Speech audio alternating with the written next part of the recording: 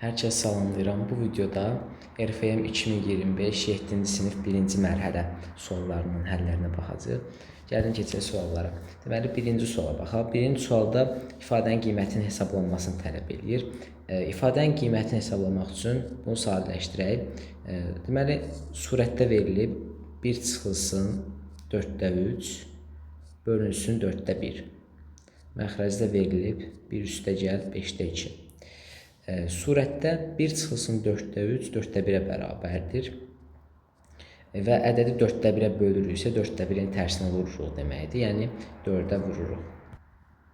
1 üstəgəl 5/2-ni də orta məxrəcdə yazaq. 5/5 üstəgəl 5/2 bərabərdir. Burada surət 1-ə bərabərdir. Məxrəc də 5/7-yə. Yəni tərsinə yazacağıq məxrəcdəki ifadəni 7/5. Cavabımız C variantı. Keçək ikinci suala.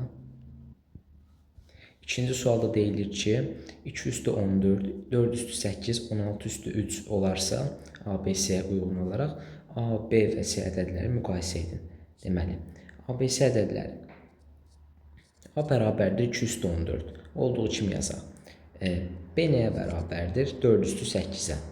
4-ü mən 2-nin qüvvəti şəklində yazsam, 4 olacaq, 2 üstü 2, 8 də yerində. İndi bizim qüvvətlərin hasili düsturumuz var idi. Məsələn, A üstü M üstü N ifadəsi varsa, bu bərabərdir A üstü M vurulsun N-ə. Yəni 2 üstü 2 üstü 8 varsa, bu ifadəmiz bərabər olacaq. 2 üstü 2 vur 8-ə. Bu da bərabərdir 2 üstü 16-ya. C-yə baxaq. C bərabərdir 16 üstü 3. 16 2-nin 4-cü qüvvətidir. Daha doğrusu qüvvətdə də 3 yazaq. Bu da bərabərdir 2 üstü 4 vurulsun 3, yəni 2 üstü 12. Görürük ki, əsasları bərabərdir. Əsasları bərabərdirsə, onda qüvvətlərin içərisində böyük olanı götürəcəyik, ən böyük. Kiçik olanı da ən kiçik. Görürük, ən kiçik olan 12 qüvvəti olandır, yəni C ədədidir. Ən böyük olan da 16 qüvvəti olandır, yəni B ədədidir. Onda bu şəkildə yazaq. Ən kiçiyimiz C-dir, ən böyüyümüz B-dir. 2 üstü 14-də ortada olandır. C-A, B şəklində. Cavab C variantı. Keçək üçüncü suala. Üçüncü sualda deyilir ki, verilmiş un torbalarının çəkiləri hər birinin üzərində yazılmışdır.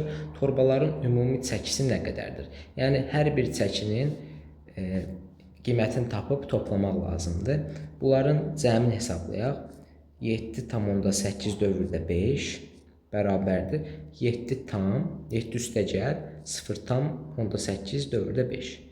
Yəni, 7 üstəgəlinsin, dövrlərin sayı qədər 9 yazırdıq məxrəcdə. Vergül ilə dövr arasındakı ədəd sayı qədər də 0 yazırdıq. 90. Surətdə də olacaq, deməli, 85 çıxılsın bu vergül ilə dövr arasında olan ədəd. Yəni, 85 çıxılsın 8. Bu da bərabərdir 7 tam 90-da 77. İkinciyə baxaq. 0 tam dövrdə 8. Bu birbaşa bərabərdir 9-da 8-ə. Üçüncüyə baxaq. 2,4 dövrdə 7. Yəni 2 üstəgəl 0,4 dövrdə 7. Bu da bərabərdir 2 üstəgəl 90-da 47 çıxılsın 4. Yəni 2 üstəgəl 90-da 43.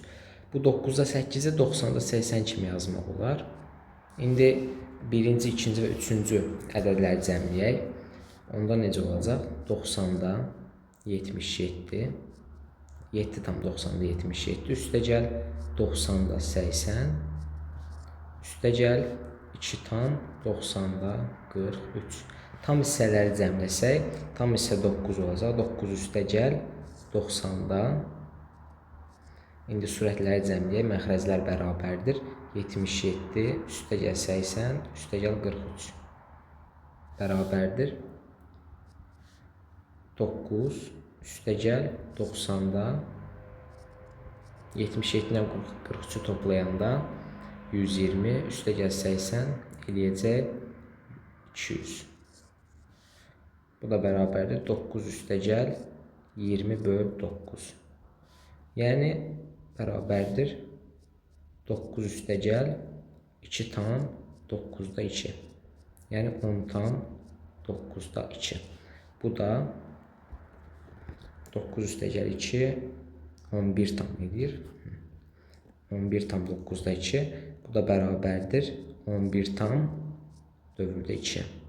Yəni cavabımız D variantı. Keçək indi 4-cü suala. Deməli, 4-cü sualda deyilir ki, 3 üzgüçünün iştirak etdiyi yarışda birinci üzgüçünün yarışın qalibi olma ehtimalı 9-da 2, ikinci üzgüçünün yarışın qalibi olma ehtimalı 18-də 5 olarsa, üçüncü üzgüçünün yarışın qalibi olma ehtimalı neçə faizdir? 3 üzgüçü iştirak edibsə, onda hər birinin qalib olma ehtimallarını toplasaq, 1-ə bərabər olacaq. Niyə? Çünki 3 üzgüçüdən yalnız biri qalib ola bilər. Və hər birinin qalib olma ehtimallarını toplayanda bu bütün hallar edir, yəni 1-ə bərabər olur. Birinci üzgüçünün qalib olma ehtimalı verilib 9-da 2. İkinci üzgüçünün qalib olma ehtimalı 18-də 5. Üçüncü üzgüçüyə də x deyək. Bunların cəmi nəyə bərabər olacaq dedik? 1-ə bərabər olacaq. Bunları cəmləsək 9-da 2 üstəgəl 18-də 5 üstəgəl x bərabərdir 1-ə. 9-da 2 18-də 4-dür. 18-də 4 üstəgəl 18-də 10 18-də 5 üstəgəl x bərabərdir 1. Bu 18-də 9-dur. Üstəgəl x bərabər 1. 18-də 9 2-də 1-dir. 1 bölü 2 üstəgəl x bərabər 1. Buradan da x bərabərdir 1 böl 2. Bunun faizlə ifadəsini soruşur. 1 bölü 2 də 50%-ə bərabərdir. Yəni cavabımız D variantı. Keçək 5-ci suala. Deməli, verilmiş 5 təcrübə qabının hansılarında maye miqdarı bərabərdir? Məsələn, burada A-ya baxsaq, A-da necədir? Deməli, hətta biz burada şəkildə çəkə bilərik. Bu şəkildə çəkək.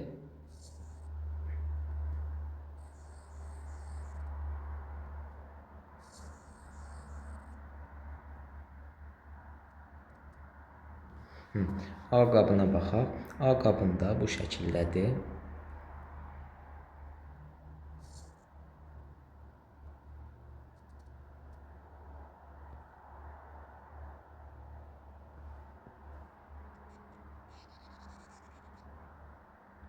Buralar rənglənib. İndi baxaq. Biz A qabında bu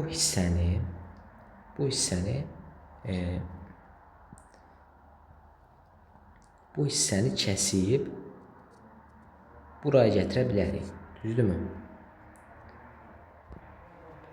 Həm də bunu kəsib buraya gətirə bilərik bu hissəyə. Onda belə eləyək. Buranı silək, bunu bu hissəyə gətirək.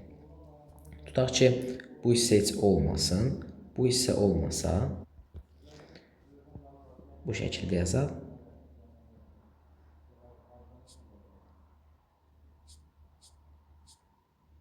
Bu hissə olmasa bura gələcək. Bura gələndə buranı rəngləyək və bütün sahəni bu şəkildə rəngləyək. İndi başlayaq saymağa. Burada gördüyümüz kimi 3 kvadrat mövcuddur. 3 kvadrat. Çünki bunu bura gətirdik. Burada da 2 kvadrat var. Cəmlədik 5 kvadrat. Burada da gördüyümüz kimi 6-cı kvadrat mövcuddur. Amma bu kvadrat tam kvadrat deyil. Onda 6-dan böyük, 7-dən kiçikdir bunun kvadratlar sayı. Onda kvadratlar sayına k desək, ka böyükdür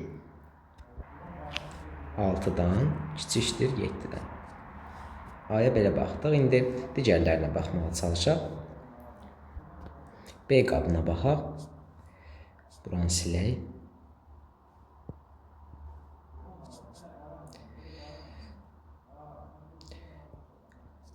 B qabı. B qabında bu şəkildədir.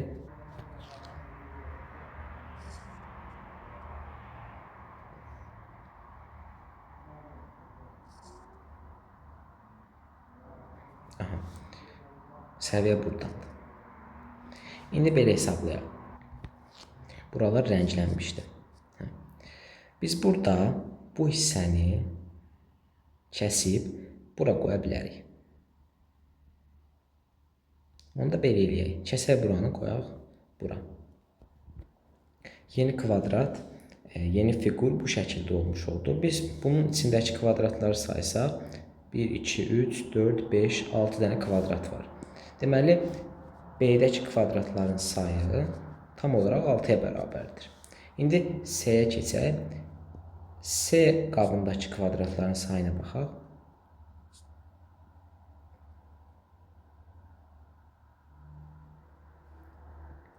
C qabı necədir? Bu şəkildədir.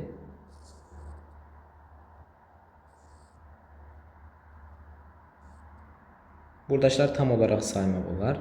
1, 2, 3, 4, 5, 6. 6 ədəd kvadrat var. C-dəki kvadratların sayı da 6-dır. Deməli, buradan görünür ki, B və C-dəki kvadratların sayı bərabərdir. Lakin digərlərinə də baxaq.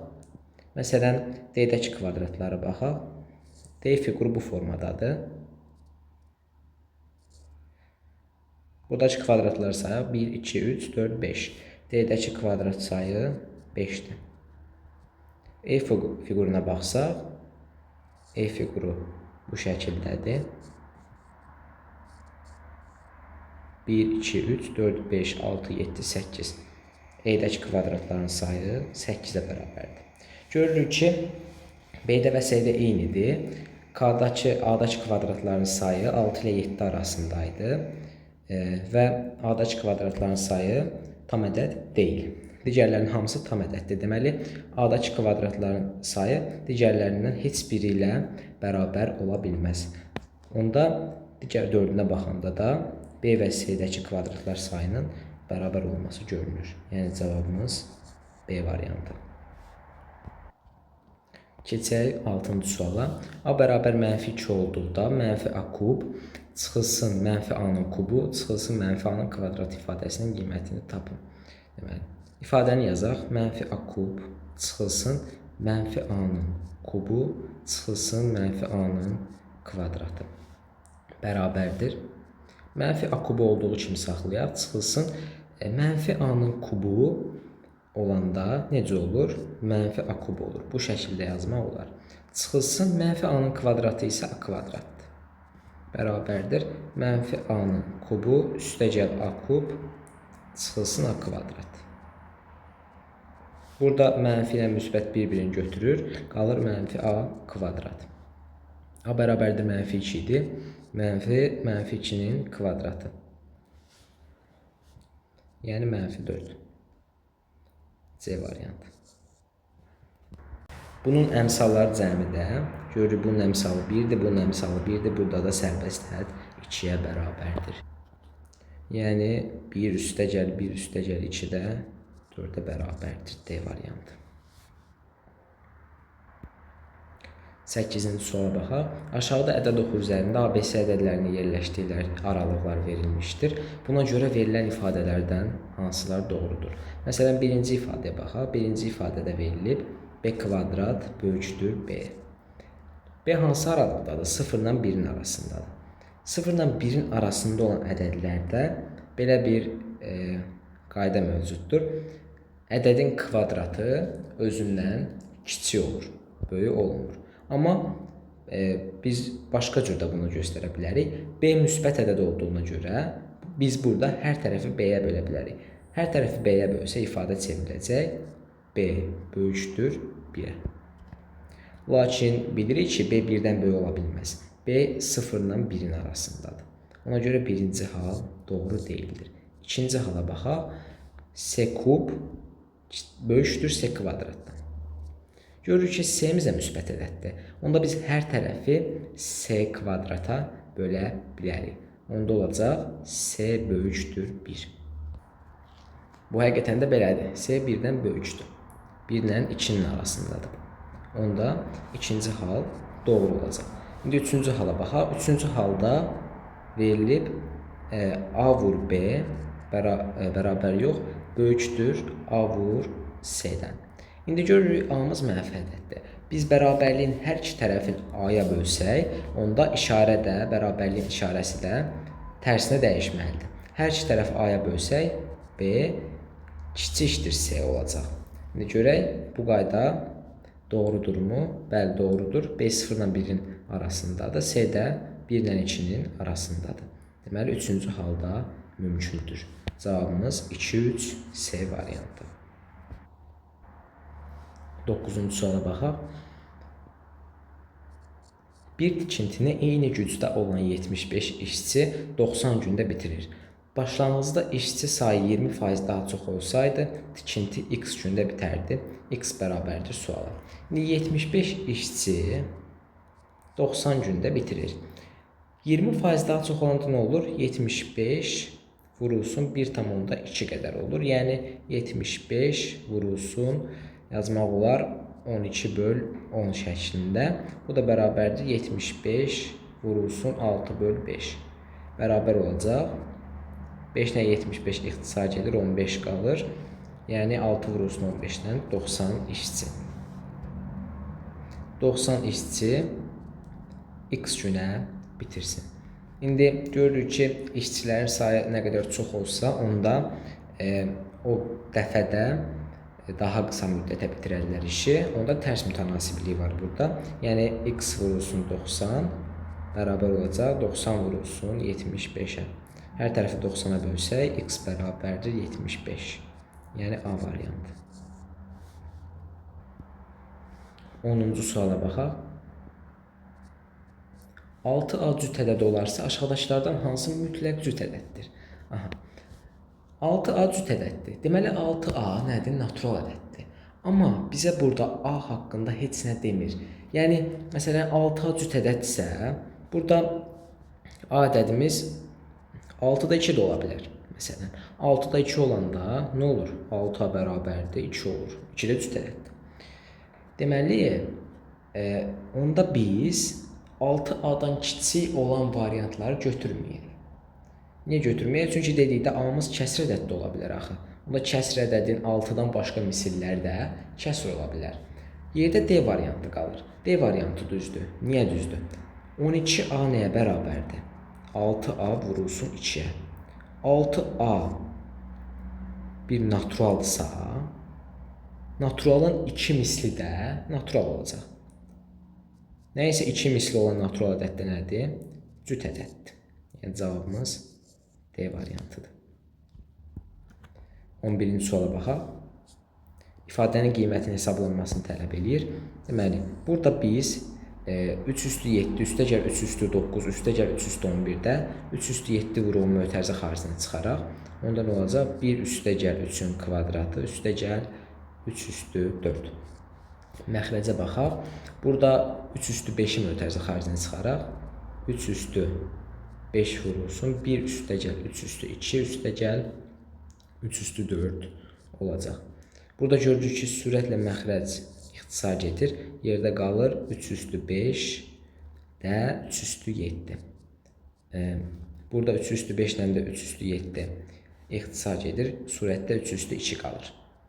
Yəni cavabımız 9 olur. B variantı. 12-ci suala baxaq. 60 metrlik parçanın 15-də biri ilə 3 ədəd şalvar tikilir. Buna görə qalan parça ilə eyni şalvardan neçə ədəd tikilə bilər? 60-ın 15-də biri nəyə bərabərdir? 1/15 bərabərdir 4-ə. Yəni 4 metrindən 3 dənə şalvar tikilir. Qalan parça nə qədərdir? 60 çıxılsın 4, yəni 56. 56 metrlə nə qədər şalvar tikilər? Yəni x şalvar deyək. Metr neçə dəfə çoxalarsa, şalvar sayı da həmin dəfə çoxalar. Yəni çarpaz vuraq. 4x bərabər 56 vur 3. Hər tərəfi 4-ə bölək. X bərabərdir 14 vur 3, yəni 42. Cavabımız A variantı. Növbəti suala baxaq. 13-cü sual. Aşağıdakı 4 düz xətt kəsişir. Bucaq 2 üstəgəl bucaq 3 bərabərdir 88 olarsa, bucaq 1 üstəgəl bucaq 2 üstəgəl bucaq 3 üstəgəl bucaq 4 üstəgəl bucaq 5 cəmini tapın. Verilən şəkli burada çəkək. Aha. Bucaq 1-in qiyməti burada verilib. Yəni bucaq 1 burada verilib. Bucaq 4 burada verilib. Bucaq 5 buradadır. Və bucaq 3 buradadır. Bucaq 2 buradadır. Əvvəlcə biz bu şəkli analiz edək. Bu şəkildə nə görünür? İlk növbədə burada görünür ki, bucaq 4 nədir? Özünə qonşu olmayan daxili bucaqların cəmi olmalıdır. Yəni bucaq 2 üstəgəl bucaq 3. Bunu yazaq. Bucaq 4 bərabərdir bucaq 2 üstəgəl bucaq 3. Aha.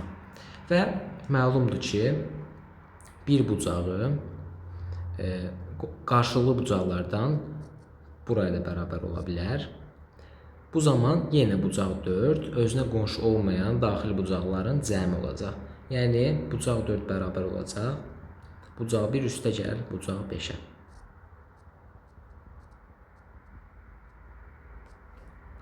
İndi məndən istənilən qiymət nədir?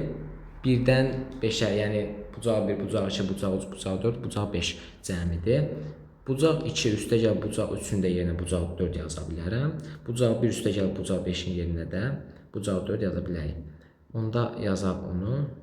Bax, bucaq 1 plus bucaq 2 üstəgəl bucaq 3, bucaq 4, bucaq 5.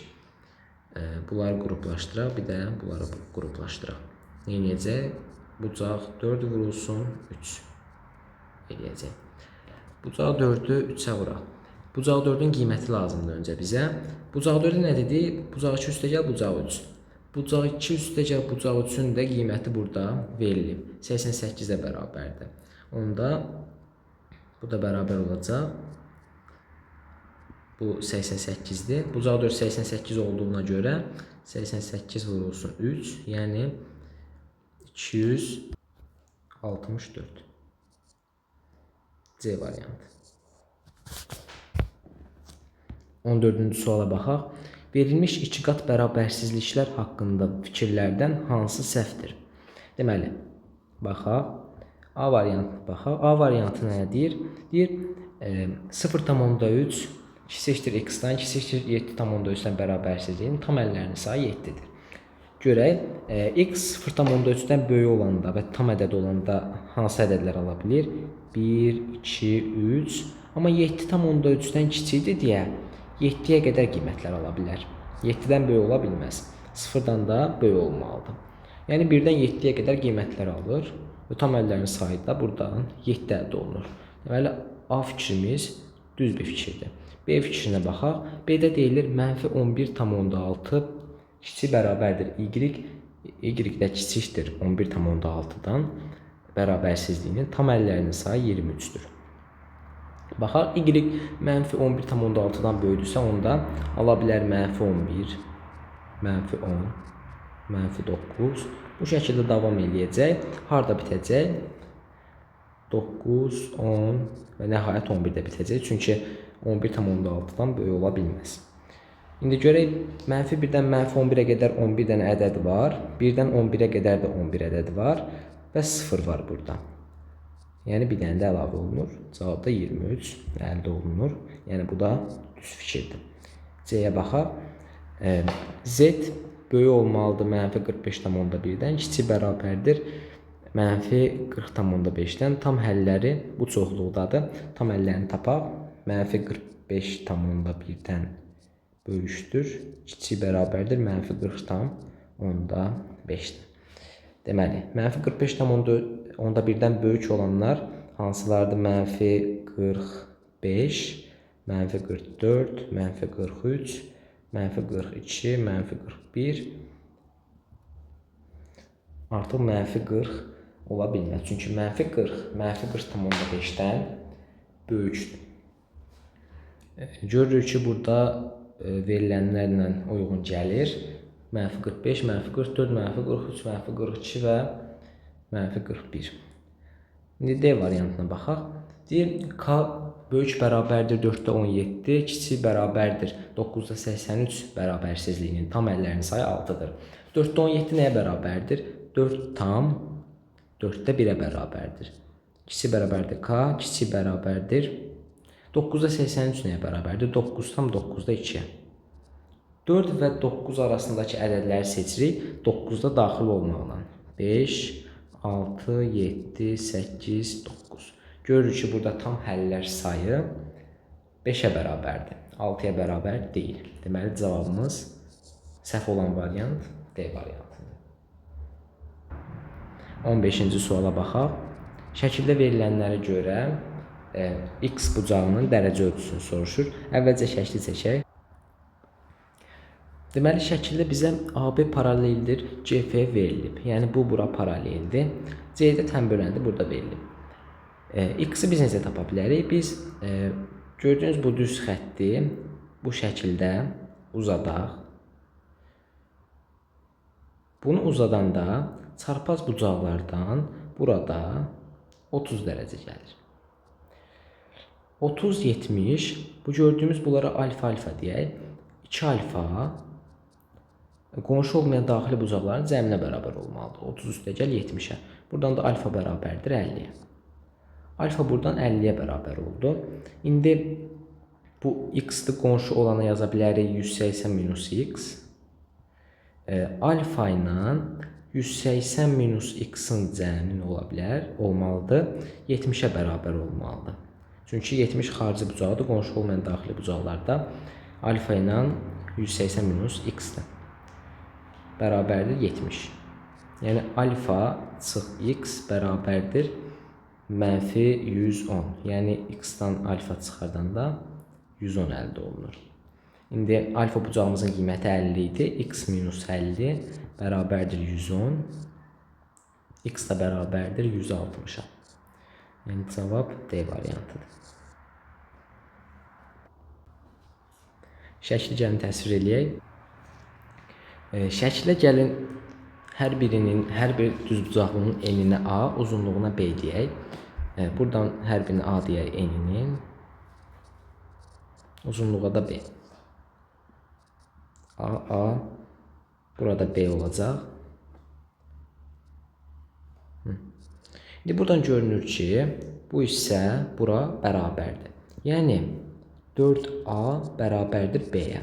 İndi bu şəklin perimetrini tapaq. Şəklin perimetri nədir? Bu 4A B-yə bərabərdir axı. 4A üstə gəl B-yə yazmaq olar. B üstə gəl B, yəni 2B. P bərabərdir 2B. Üstə gəl. Burada yazaq 2A üstə gəl 2. Daha doğrusu 4A üstə gəl 2B.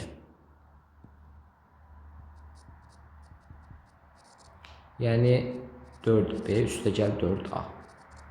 4A B idi axı. 4B üstə gəl B. Yəni 5B. İndi E'nin x çıx 1 vermişdi. Yəni A bərabərdir x çıx 1. İndi B A-nın 4 mislidir deyə B də bərabərdir 4x çıx 4 olacaq. Yəni 5 vurulsun 4x çıx 4.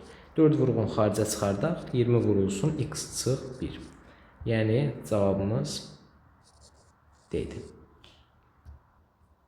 17-ci suala baxaq.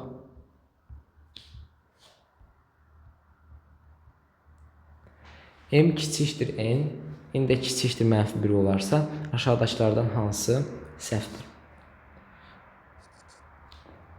A variantına baxaq. Deməli, 1 böl m böyükdür 1 böl n-dən. Biz burada m və n-in yerinə ədədlər qoyub yoxlaya bilərik də. Məsələn, n bərabər deyək, mənfi 2 deyək.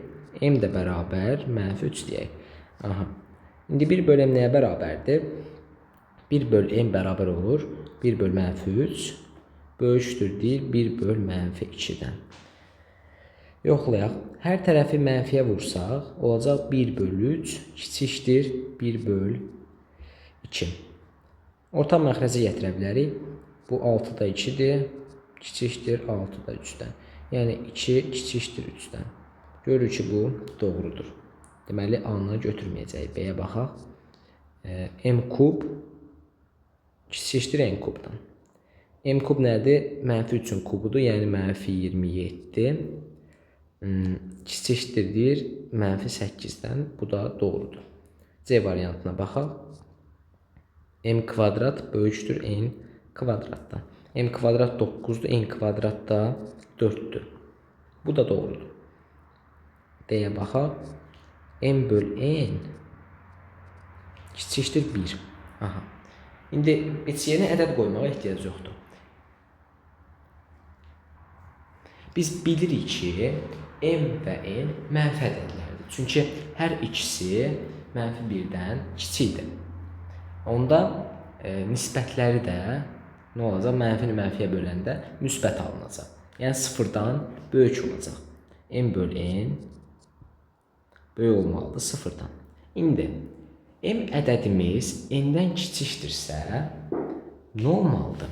Modulda m böyük olmalıdır modulda n-dən. Niyə? Çünki sən yerinə qoysa da göstərə bilərik. M nə idi? Mənfi 3, n də mənfi 2.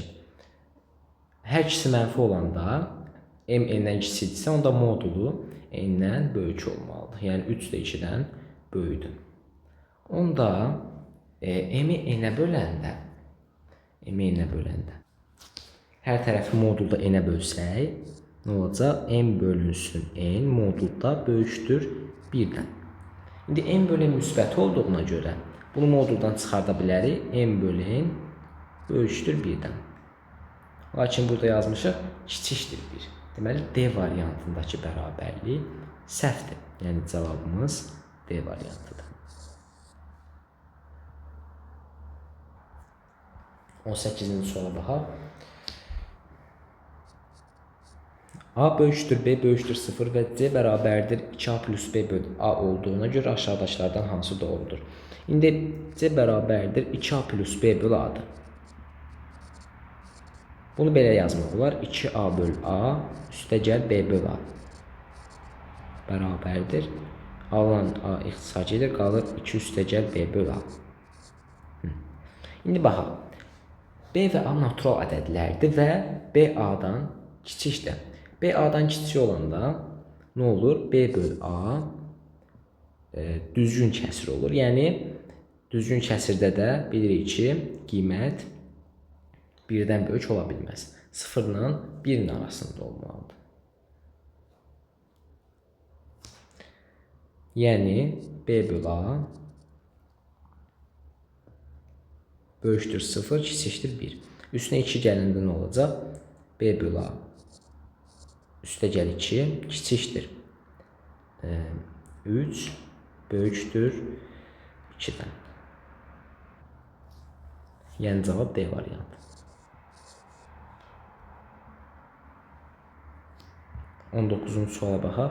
Kitab mağazasında x plus 5 manata olan kitab 20% gəlirlə x plus 8 manata satıldı. Kitabın ilkin qiyməti neçə manatdır? İndi biz x plus 5-i neyinirik? 20% artırırıq. Niyə? Çünki satışdan sonra 20% gəlir əldə olunmalıdır. Yəni x plus 5 20% artırılmalıdır. Yəni 1,2-yə vurulmalıdır. Bu da nəyə bərabərdir? Satış qiymətinə, yəni x plus 8-ə. Onda nə olur? 1,2x üstəgəl 6 bərabər x üstəgəl 8, yəni 0,2x bərabər 2-yə. Hər tərəfi 5-ə vursa, x bərabərdir 10-a. İlkin qiymət nədir? İlkin qiymət x plus 5-dir. Yəni 15. A variantı. 20-ci suala baxaq. Aşağıdakı toplama əməllərində müxtəlif hərflər müxtəlif rəqəmləri əvəz edir. Deməli, foot üstəgəl foot bərabərdir bol. Bol üstəgəl qolda bərabərdir 1378-ə. Buna görə F üstəgəl U üstəgəl T vurulsun B üstəgəl O üstəgəl L plus Q ifadəsinin qiymətini soruşur. Deməli, baxaq, bizə verilim nə? Bol üstəgəl qol bərabərdir 1378-ə. İndi baxaq, Elə el rəqəmi tapaq ki, üzərinə el gələndə sonu 8 də bitsin. Hansıdır bu? El bərabər 4-dür, bir də el bərabər 9-dur. Niyə? Çünki 4 üstəgəl 4 8, 9 üstəgəl 9 18 eləyir. 8 burada da 1 yadda qalır. Deməli, 2 hala baxacaq onda. Birinci hal odur ki, el bərabər 4, ikinci halda belə yazaq, el bərabər 9. İndi hər bir halı araşdıraq. Birinci hala baxaq, el bərabər 4. El bərabər 4 olanda nə olur? BO4 üstəgəl QO4 bərabər 1378. İndi 4 ilə 4-ün cəmi 8-dir. 4 ilə 4-ün cəmi 8 olur. Sonra onların cəmi də sonu 7 ilə bitən bir ədəd olmalıdır. Düzdür? Lakin 2 dənə onu cəmləyəndə cüt ədəd alınır. Cüt ədədin də sonu 7 ilə bitə bilməz. Deməli, bu hal mümkün deyildir. Keçək indi ikinci hala baxaq. İkinci halda el bərabərdir 9 halıdır. El bərabərdir 9-da BO9 üstəgəl QO9 bərabər 1000 bu şəkildə yazaq. 1378. 9 ilə 9-un cəmi 18. 8 bir ədəddə bu tərəfə göndəririk. Yəni 2O üstəgəl 1 ifadəsinin qiyməti sonu 7 ilə bitməlidir. Yəni ya 17 olmalıdır, ya da 7 olmalıdır. 2 hal var burada da. Deməli, burada da halları ayıraq. Birinci hal nədir? 2O üstəgəl 1 bərabər 17. İkinci halda odur ki, 2O üstəgəl 1 bərabərdir 7. Birinci halda 2 vurulsun O bərabərdir 16-ya. O da bərabərdir 8-ə. O bərabər 8 olanda 8 üstəgəl 8 16, o da bir 17. 1 bura əlavə olunmalıdır. Yəni B üstəgəl Q üstəgəl 1 bərabərdir 13-ə. Yəni B üstəgəl Q bərabərdir 12-yə. İndi digər bərabərlikdən istifadə edək. Deməli, B O L üstəgəl, daha doğrusu B O L bərabər olacaq F U T üstəgəl F U T üstəgəl yenə F U T bərabərdir. Elin qiymətini tapmışdıq. El bərabərdir 9 idi. Yerinə yazaq 9. Bu halda O bərabər 8 və B. 3 dənə T-nin cəmi sonu 9 ilə bitən bir ədəd olmalıdır. Bu da sadəcə T bərabərdir 3 halında mümkündür. T bərabərdir 3 olmalıdır onda. Yazaq T bərabər 3. T bərabərdir 3-dür. 3 dənə O-nun cəmi də sonu 8 olan bir ədədlə qurtarmalıdır. Bu da sadəcə U bərabərdir 6 halında mümkündür. İndi yazaq. Deməli, F 6 3 vurulsun 3 bərabərdir B 89. Burada deməli 300 F üstəgəl 63 vur 3 189 bərabərdir 100 B üstəgəl 89. Deməli, digər tərəfə göndərək 300 F üstəgəl 100 bərabər 100 B, hər tərəfi 100-ə bölək, 3F üstəgəl 1 bərabərdir B. Burada biz aldıq ki, B üstəgəl Q bərabər 12, bir də 3F üstəgəl 1 bərabərdir B. 3F üstəgəl 1 bərabərdir B-nin yerinə yazaq 12 çıx Q, 3F üstəgəl Q bərabərdir 11. Və biz burada bilirik ki, müxtəlif rəqəmlərdir. Yəni, L bərabərdir 9-dur. Bir də o bərabər 8-dən. L bərabər 9, o bərabər 8. Burada alınan rəqəmlər də bir-birindən fərqli olmalıdır. Məsələn, f-i yerinə 1 qoysaq, q 8-ə bərabər olacaq. Bunu götürə bilmərik. F 2-yə bərabər olsa, q 5-ə bərabər olacaq.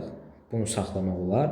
Əgər q 5 olarsa, bu zaman b də bərabər 7 olar. Görürük ki, fərqli rəqəm yoxdur. Yəni, f bərabərdir 2 olacaq, q bərabərdir 5 olacaq və həmçinin b də bərabərdir 7 olacaq. Hamısı bir-birindən fərqlidir. Deməli, bu halı götürəcəyik. Bu hal mümkündür, digərinə baxmağa ehtiyac yoxdur. F, U, T.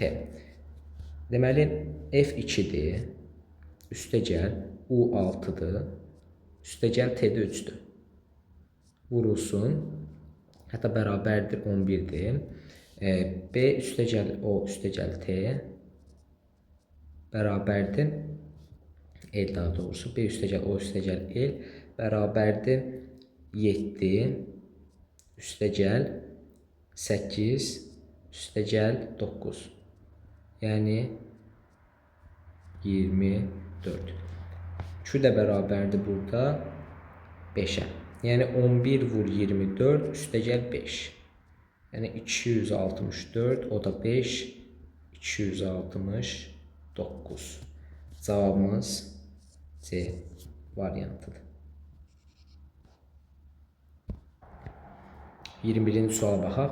Aşağıdakı naxışlar müəyyən bir qaydaya görə çubuqlardan düzəldilib. Buna görə 6-cı addımda istifadə olunacaq çubuqların sayı neçə olacaq? Birinci addıma baxaq. Məntiqi ardıcıllığı tutmaq lazımdır. Birinci addımda nə var? 3 dənə çubuq istifadə olunub. 3 çubuq. 3 çubuq var. İkinci addıma baxsaq, 3 çubuq, üstə gəl, əlavədə 3 vurulsun 3 çubuq var. Üçüncü hala baxaq, 3 üstə gəl, 3 vur 3 və əlavədə nə qədər olunub? Saysaq hər biri 3 vurulsun 3 vurulsun 3 çubuq əlavə olunub. Yəni, məntiqi ardıcıllıq necədir? Bu ikinci addımda 3 üstə gəl 3-ün kvadratı. Üçüncü addımda 3 üstə gəl 3-ün kvadratı, üstə gəl 3-ün kubu. Yəni eninci addımda olacaq 3 üstü 1, üstə gəl 3 üstü 2, üstə gəl nöqtə nöqtə 3 üstü n. İndi n bərabərdir 6 olanda nə olur? 3 üstü 1, üstə gəl 3 üstü 2, üstə gəl 3-ün kubu, 3 üstü 4, 3 üstü 5, üstə gəl 3 üstü 6. Bunu olduğu kimi saxlayaq. Burada 3 üstü 4-ü mötərizə xaricində çıxardaq. Hətta 3 üstü 3-ü çıxarsaq, 3 üstü 1, üstə gəl 3 üstü 2, üstə gəl 3 üstü 3 olacaq. Orta vuruq olur. Orta vuruq çıxardığında mötərizə xaricinə 3 üstü 1, üstə gəl 3 üstü 2, üstə gəl 3 üstü 3. Burada 1, burada da 3 üstü 3 bərabərdir 27, üstünə 9 gərək 36, o da 3, 39. 39 vurulsun 28, yəni 1092.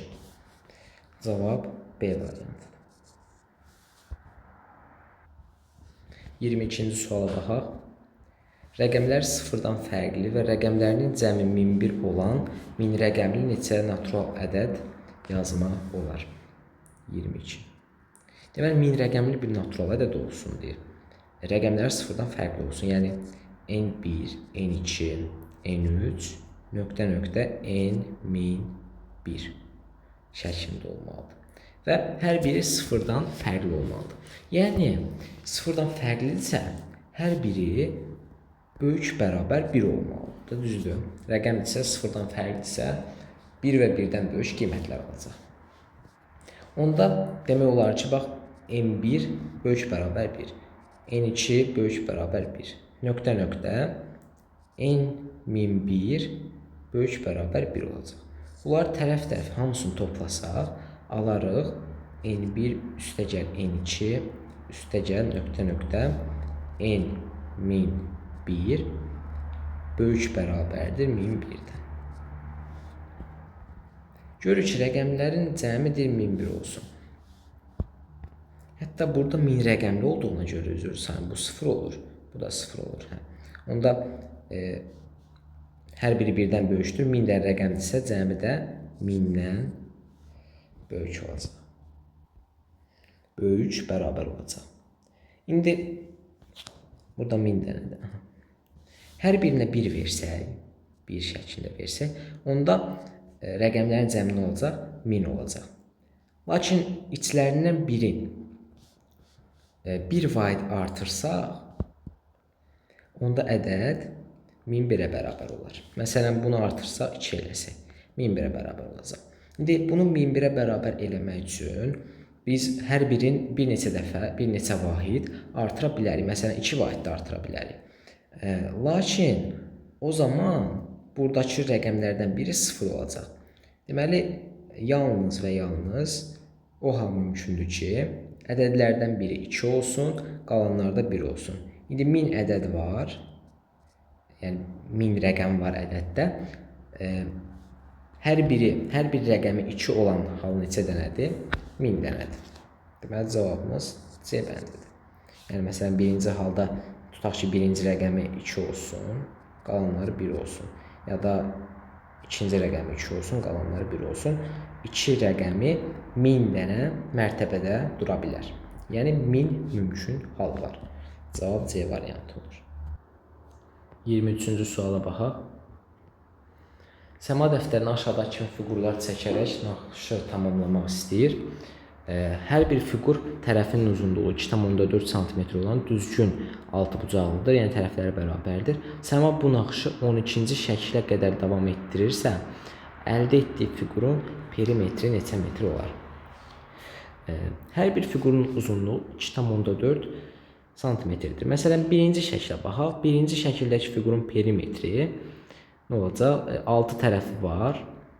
Gördüyümüz kimi 6 tərəfi var və hər birinin uzunluğu 2,4-dür. 2,4 vurulsun 6, yəni 8,4 bərabərdir P. İkinciyə baxaq. İkincidə hər birinin uzunluğu 2,4-dür. 2,4 vurulsun.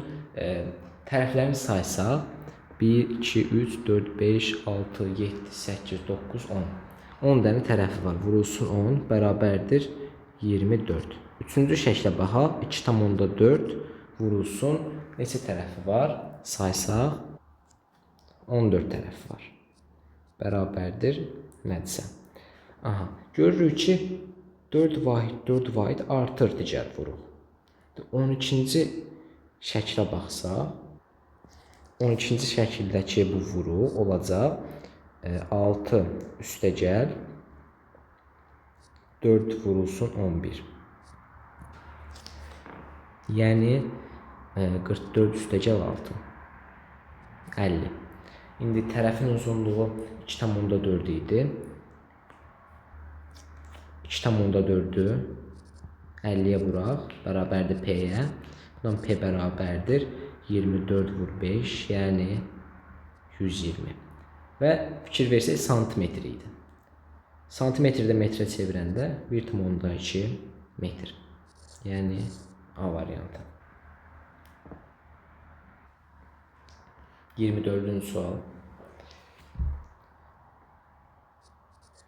Saat 6:25-də elektron saat sıradan çıxaraq geriyə doğru işləməyə başlayır. Həmin gün düzgün saat 19:45 olduğu vaxtda xarab olan saat neçəni göstərər? Həmin gündürsə, indi dedik ki, düzgün saat normal şəkildə iləri doğru hərəkət edir. Yəni və həmçinin xarab olan saatda düzgün saat 6:25-dən başlayaraq əlbəttə ki, 6:25-dən başlayaraq düzgün saat nə qədər irəli gedibsə, digər saat, xarab olan saat həmin qədər geriyə getməlidir. İndi baxaq, 19:45 olanda 6:25-dən nə qədər müddət keçib? Baxaq, 19:45 Çıxılsın 06 25. Keçib 13 saat 20 dəqiqə. Yəni geriyə gedən saatda həmin qədər geriyə getməlidir. Yəni 06 25-dən çıxırıq 13 saat 20 dəqiqəni. Necə eləyək bunu? Bərabərdir. Hər birindən 6 saat 25 dəqiqə çıxarsaq 12:00 çıxılsın 6 saat 55 dəqiqə. İndi bu 24:00-dur əslində. 24:00-dan da onu çıxardanda qalır 18:00 çıxılsın 55 dəqiqə. Yəni 17:05. Cavabımız C variantıdır. Son suala baxaq. 25-ci sual. 1996 və 1985-ci illərdə anadan olan 2 nəfər bir-biri ilə tanış olduqları vaxt hər biri öz yaşlarının tam kvadrat ədəd olduğunu deyirlər. Onların tanış olduqları ilin rəqəmləri cəmi neçə olacaq? Tutaq ki, birinci adam və ikinci adam eyninci ildə tanış olsunlar. Onda hər birinin yaşı tam kvadratdırsa, n çıxılsın 1996 m kvadrat olacaq. N çıxılsın 1985-də k kvadrat olacaq. Tərəf-tərəfə çıxsaq, qalacaq mənfi 11 bərabər m kvadrat çıx k kvadrat. Yəni k kvadrat çıx m kvadrat bərabərdir 11-ə. Yəni k çıx m, k üstəgəl m bərabər 11. Bir halda mümkündür. Bu 1 olsun, bu 11 olsun. Onda və həmçinin bilirik ki, k m-dən böyükdür. K çıx m bərabərdir 1, k üstəgəl m bərabər 11. Buradan k bərabər 6, m bərabər 5 əldə olunar. Tanış olduqları ilin rəqəmləri cəmi. İndi burada m bərabərdir 1996 üstəgəl m kvadratdır. M-i tapdıq 5, yəni 1996 üstəgəl 25 bərabərdir 2000 üstəgəl 21, yəni 2021. Rəqəmləri cəmdə cəmləsək 5-ə bərabərdir. Yəni cavab D variantıdır. Bu qədər. Ümid edirəm bu sualların izahları sizlər üçün faydalı olar. Sağ olun, salamat qalın.